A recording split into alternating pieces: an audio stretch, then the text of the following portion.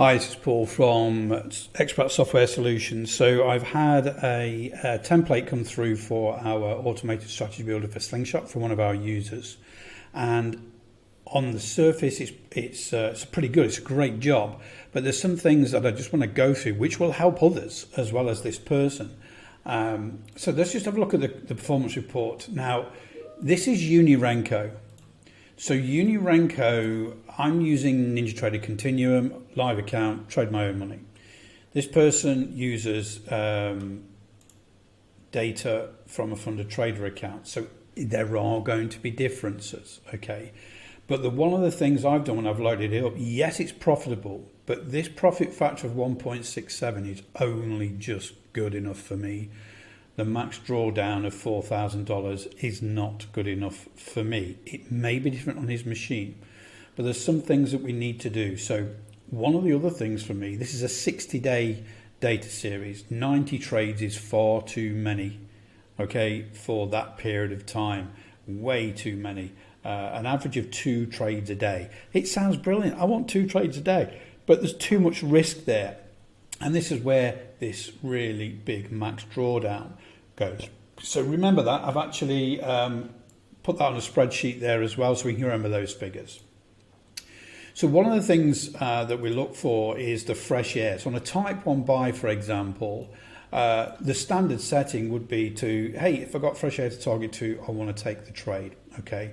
Now, one of the things, if this occurs more than once, when we see this type 1 buy, it doesn't quite reach target 1 and it lets go, we could actually measure this ourselves. Okay, when we're optimizing, it's really important to look at the behavior of every trade, make a change for one trade and see if it makes a difference to the others.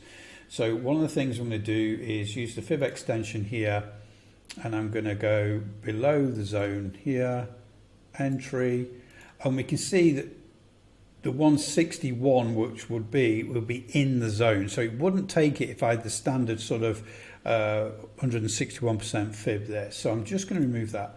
So one thing I want to do straight away is I just want to go into the type 1 buys,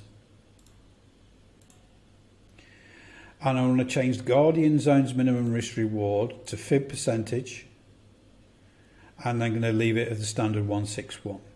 Okay. So remember, we've noticed out of 90 trades, one trade that was really bad because of that. It went, the fresh air was too relaxed. So what I want to do is I want to look to see if it's changed that. Have we reduced the number of trades? Have we got a better max drawdown, that sort of thing? So I'm going to put it back up on the chart.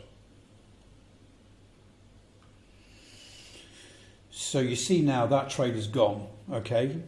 How has that affected all the other trades? We look at the historical data. So we're down profit-wise, but our max drawdown has gone down to 3,500, which is good. We've reduced the number of trades from 90 to 68, okay? So although we're down, the profit factor has gone up from 1.67 to 1.73. So this little change has made quite a big difference on the profit factor. We've taken down that net profit, but we're reducing the max drawdown.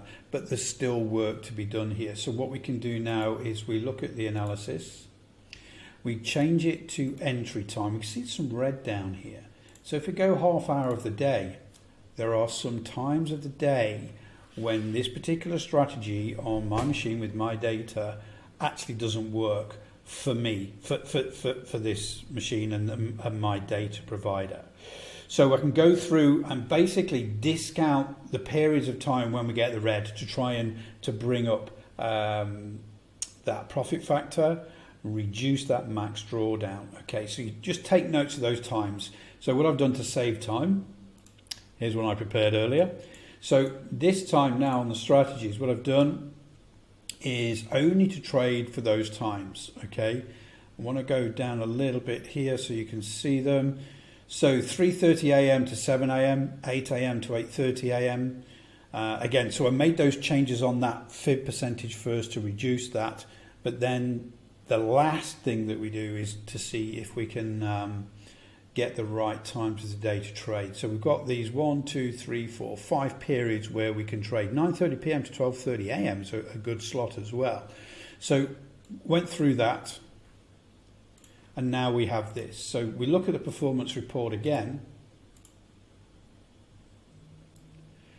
So now we're at $8,463 profit from only 30 trades, compared to 9,736 from 90 trades. Our max drawdown is $13 compared to $4,500. Our percentage profit is 96%. We only had one loser. So what we've done is just made some very slight changes, and it can make a massive difference. So 30 trades in 60 days of data is what you should be looking at maximum, because you only want the times of the day or the days of the week where it's very strong. You've got the right risk calculation. A lot of the work this guy did was really great, and all that risk and everything like that, all the risk work was done. All we need to do is that one little touch on those type 1 buys to make sure that it has to have at least 161% fresh air. It didn't take that trade, but then it discounted other trades. So by reducing the amount of trades by 2/3, we've only reduced the profit by about $1,000, but we've reduced that max drawdown by $4,000. So that makes it a less riskier strategy.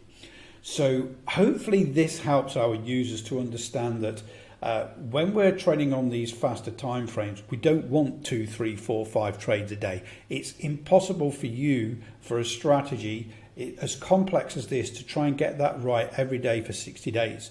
What you want is a really, really strong strategy that trades, once a day, something like that, that will actually only pick those perfect moments to trade when they occur.